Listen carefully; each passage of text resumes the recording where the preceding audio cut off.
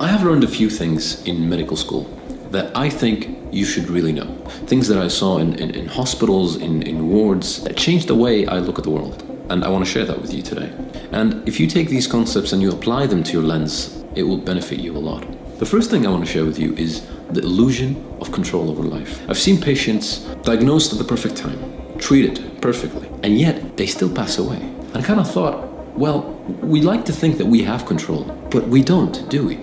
You can still do everything perfectly, but things won't go the way that you want to. And that's one of the things I realized. Adaptability and resiliency is far more important than planning. Because you can plan all you want, things won't go your way. But if you are adaptable, if you're resilient, if you accept that things in life will not go the way that you want them to, you become much more fluid to the hardships of life.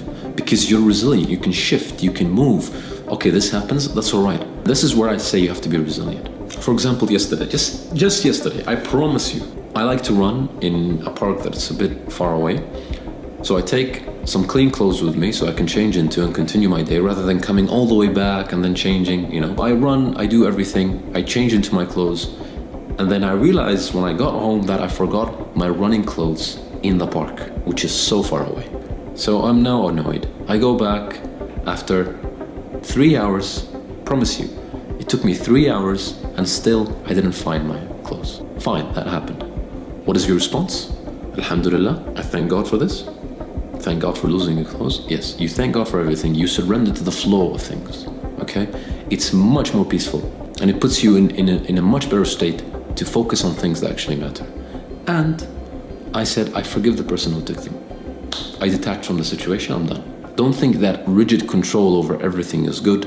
On the contrary, resiliency and adaptability is the way to go. The second lesson I learned is validate people's emotions before trying to fix their problems, okay? If a patient comes in and he says, oh no, I want this treatment. Even if they say it nicely, I want this treatment. And you say, no, I want to give you this treatment. You have to, before you actually help them, you have to acknowledge what they say. Why are they saying that? How can I empathize with them? And that's the same, by the way, this not only applies to medical school, this applies to all of life. If someone like your friend comes in and they say, I'm feeling really down, don't just throw advice at them. Yes, they know patience is nice and they know all of that. Sometimes all they need is someone to try to understand how they're feeling. Sometimes before you can actually give advice, they want you to just be quiet for a while and really listen. Don't listen to respond, listen to understand. Okay? These are two different things. If you listen to respond, I want to prepare my response before. As soon as you finish, I'll blur it out. What's the point? You haven't really connected with the other person, with what they're saying. And I've seen that in patients. Just listen, it's fine. You don't have to say anything. Always understand it before you actually introduce your advice. They will receive it far better. Okay? Third thing I want to talk about. Life is lived in gray areas, man. It's not absolutes. In medicine, there's rarely a right or wrong. By the way, in life, that's also the case. You rarely find someone that says, this is right, this is wrong. Because you have varying degrees of risk, of outcomes, of side effects, and this teaches you what? It teaches you to be comfortable with uncertainty. It teaches you that, okay, I don't really know the answer to this, but I have a feeling it's this. That's what I mean.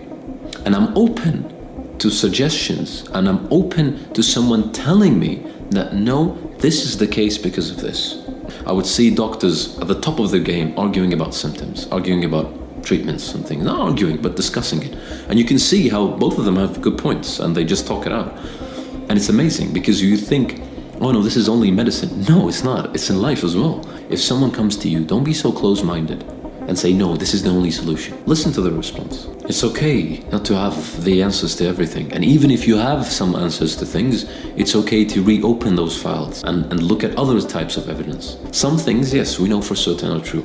But if someone comes in and they're so adamant about something, listen to them. Give them a chance. Maybe they're right. The fourth point I want to talk about is, you see tons of suffering in the hospital.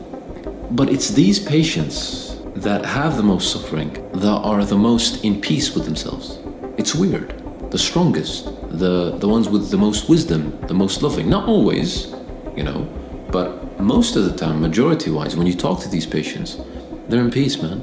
So what does that tell you? Stop thinking that every time there's a situation where you're going through something really difficult. Yes, it's bad, it's horrible, but always remember, man, always remember, it makes you so much better on the other side. Everyone has their own story. This is your story, this is your story, this is what happened here, this is what happened here. But it's building you to be this incredible human being at the end. I have yet to meet someone who have been through suffering and not benefited from it. Really. It's weird. It's the way that God works, man. So what is my point? Stop running away from suffering when it happens to you. Embrace it. Look at it. Open that Pandora's box. I know it's difficult, but that suffering you're so scared of will make you such a better person. Okay?